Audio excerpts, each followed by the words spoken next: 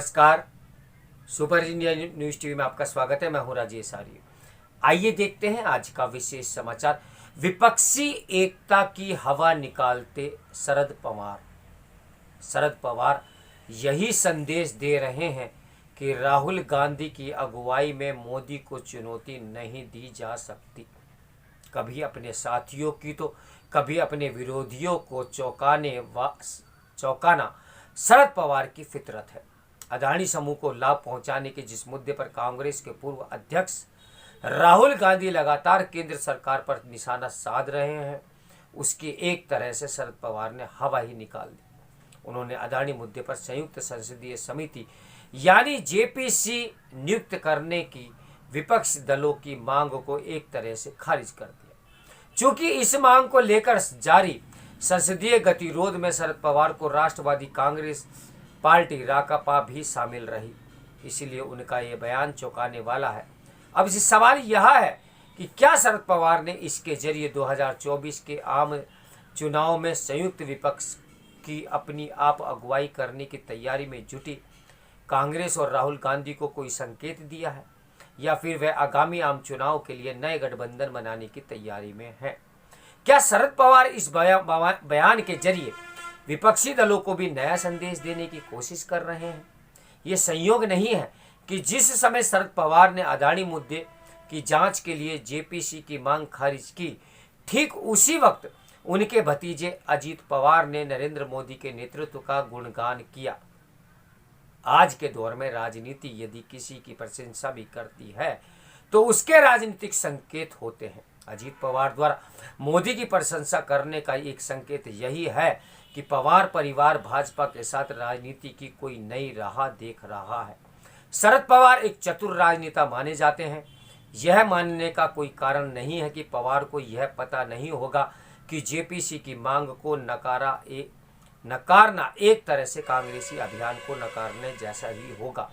यह भी शायद ही कोई स्वीकार करे कि बिना पवार की सहमति से अजीत पवार नरेंद्र मोदी के नेतृत्व की सराहना करेंगे। चाचा भतीजे के बयानों से साफ है कि महाराष्ट्र की राजनीति में कोई नई खिचड़ी पकाने की तैयारी चल रही है। ये खिचड़ी कैसी होगी, इसे लेकर कयासबाजी स्वाभाविक है। पवार परिवार की बयानबाजी का संकेत यह निकल रहा है कि कम से कम महाराष्ट्र में महाविकास आघाड़ी गठबंधन से बाहर निकलने की जुगाड़ में राकापा जुट गई है। पवार परिवार को उद्धव ठाकरे की अगुवाई वाले गठबंधन में भविष्य नजर नहीं आ रहा। शायद इसलिए शरद पवार नए राजनीतिक गठबंधन की तलाश में जुट गए हैं। सूरत कोर्ट के फैसले के खिलाफ अपील करने में देरी की कांग्रेस की रणनीति का बहुत असर होता नजर नहीं आ रहा है। कांग्रेस के रणनीतिकारों ने शायद सोचा था कि अपील करने की रणनीति देरी से कांग्रेस और राहुल को वैसी ही राष्ट्रव्यापी सहानुभूति मिल सकेगी जैसी 1978 में तत्कालीन जनता पार्टी की सरकार द्वारा इंदिरा गांधी की गिरफ्तारी के बाद मिली थी, लेकिन हुआ वैसा नहीं। कांग्रेसी रणनीतिकार भूल गए कि 1978 से लेकर अब तक गंगा में बहुत पानी बह चुका है। राजनीतिक लोहा कब गर्म है और कब उस पर चोट पहुंचानी है, पवार उसके पंडित हैं। ऐसे में उन्हें लग रहा है कि कांग्रेस का साथ कहीं आगामी लोकसभा चुनाव में भारी न पड़ जाए। इसलिए इस बयान के जरिए वे एक तरफ अपने राजनीतिक साथियों पर दबाव बना रहे हैं, वहीं वे दूसरी तरफ भाजपा को भी संकेत दे रहे हैं कि जरूरत पड़ी तो वह उसका साथ दे सकते हैं। लगता है शरद पवार इस तरह मोल भाव की अपनी ताकत को बढ़ा रहे हैं। वह जब भी महाराष्ट्र में सत्ताधारी गठबंधन का हिस्सा रहे, रणनीतिक रूप से खुद को पार्टी को दूसरे नंबर पर रखते रहे हैं। हालांकि मलाईदार मंत्रालय अपने पास रखते रहे हैं। इसके दो फायदे होते हैं।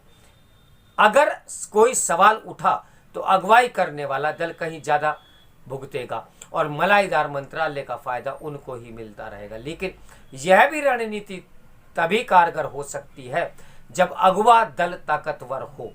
एकनाथ शिंदे की अगुवाई में शिवसेना के बड़े धड़े से अलग हो जाने के बाद उद्धव ठाकरे गुट वाली शिवसेना ताकतवर नहीं रह गई है। कांग्रेस की स्थिति पहले से कमजोर है। पवार का डर स्वाभाविक है कि दोस्ती वाली नाव डूबी तो उसमें उसकी राकापा भी डूब सकती है। महाराष्ट्र में अभी खोने को बहुत कुछ नहीं है। लिहाजा पवार इस बहाने केंद्रीय विपक्षी राजनीति की धुरी बनने की कोशिश भी कर रहे हैं।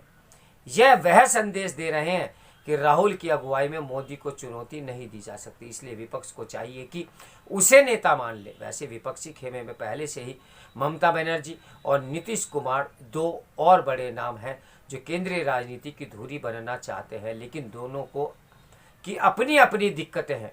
ममता की पार्टी और उनका परिवार भ्रष्टाचार के आरोपों से जूझ रहा है, वहीं नीतीश कुमार का जनाधार लगभग लगातार सिकुड़ भी रहा है। राजद के साथ होने की वजह से बिहार के ही एक छत्र नेता नहीं बन पा रहे, इसलिए उनकी छतरी के नीचे विपक्षी दलों की जुटान मुश्किल लग रही है।